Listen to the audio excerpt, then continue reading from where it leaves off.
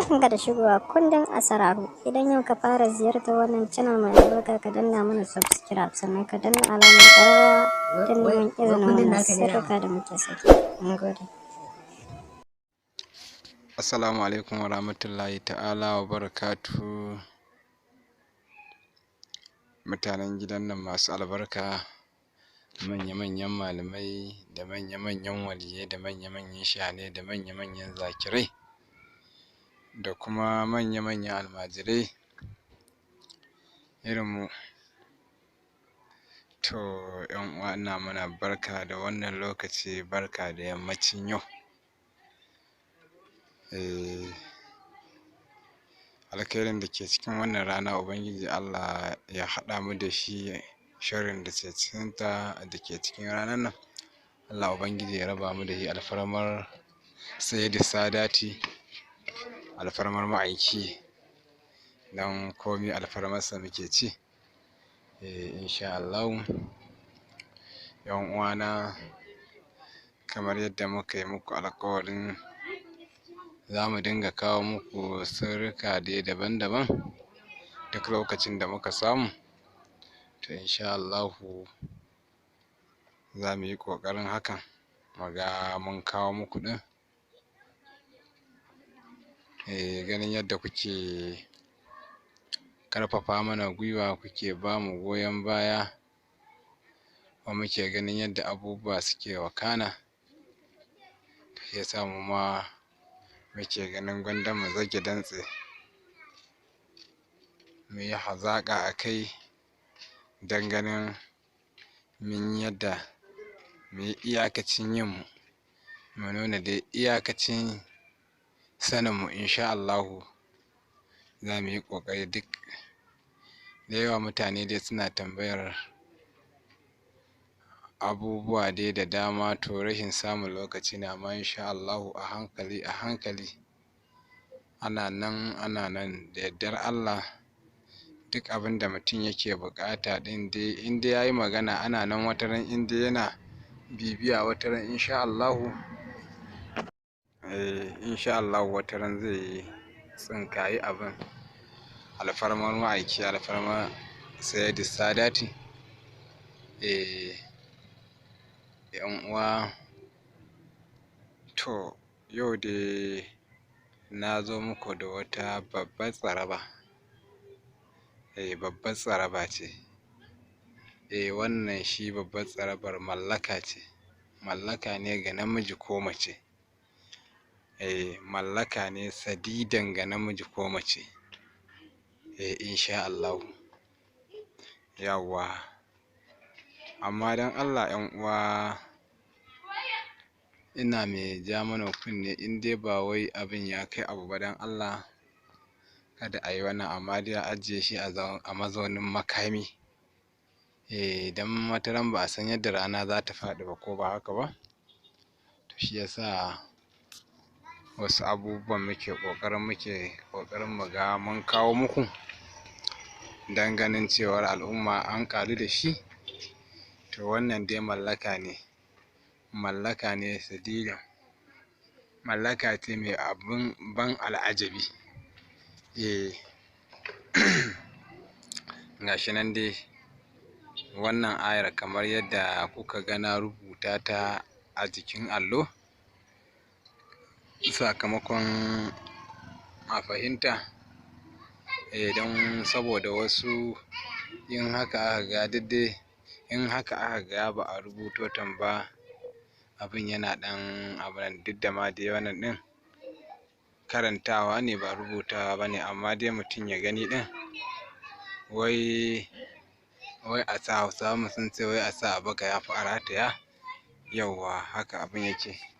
To yan uwana, da Allah, kamar yadda na gaya, wannan a ajiye shi kamar mazaunin makani ne yan uwana, ko kuma na ce iyayenmu mata, da kuma iyayenmu maza, da kuma yayinmu, da kuma dai ƙannenmu dai haka. To insha Allahu ba tare da ɓata lokaci ba, za mu so mu yi muku bayani akan shi wannan maganin yadda ake yin sa. Insha Allah, kamar dai yadda kuka ganta dai nan ayar gata nan gata nan cikin yasin ne.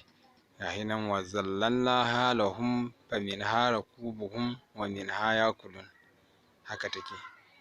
yan uwana ba in ƙara nanatawa don saboda wasu su gane su ji ayar ko da a faɗa a baki ne, tunda dai abun wurdi ne. Gata nan ayar dai kamar yadda take haka, duk da ma dai ban wasalce ta ba.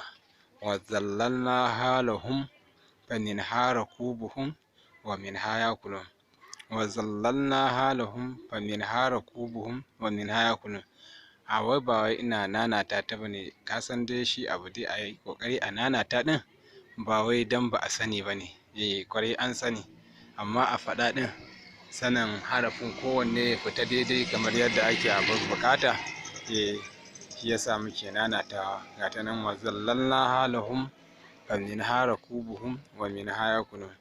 Yawwa yadda ake yin ta yan uwa, wannan idan ka samu abin da ko ke mace misali kina so ki mallaki wani, mijin aure ne kike so ki mallaka, amma dai ina so a ji tsoron Allah.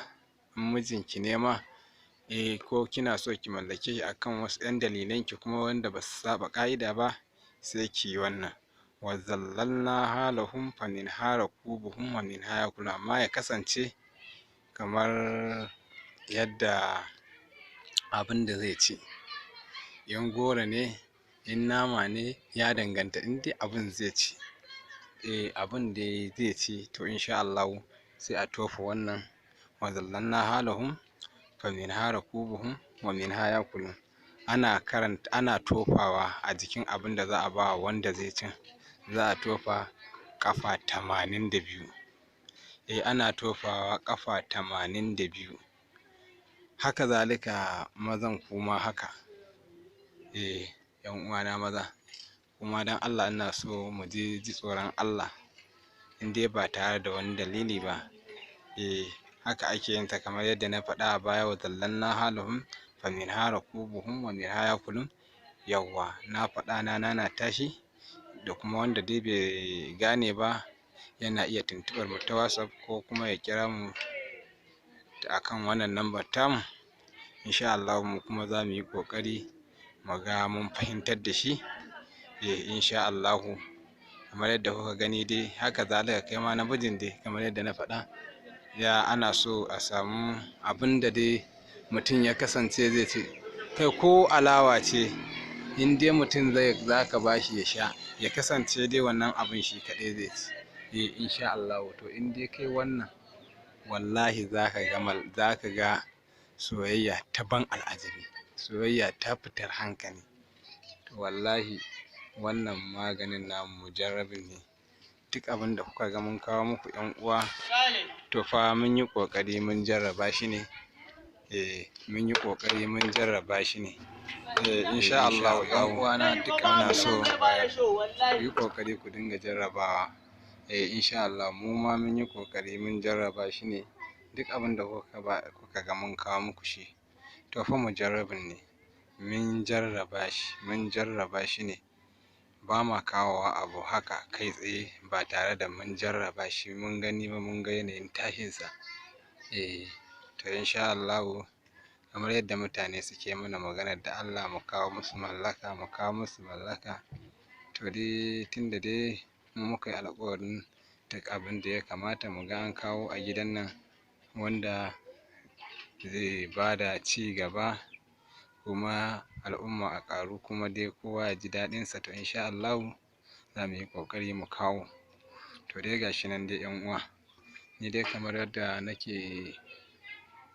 ake kawowa wannan, ina so dai wannan dai na ja kunne, ko in ce na ja kunnen mu gaba ɗaya, dan Allah a yi ƙoƙari a dai ji tsoron Allah in dai za a yi shi wannan aiki.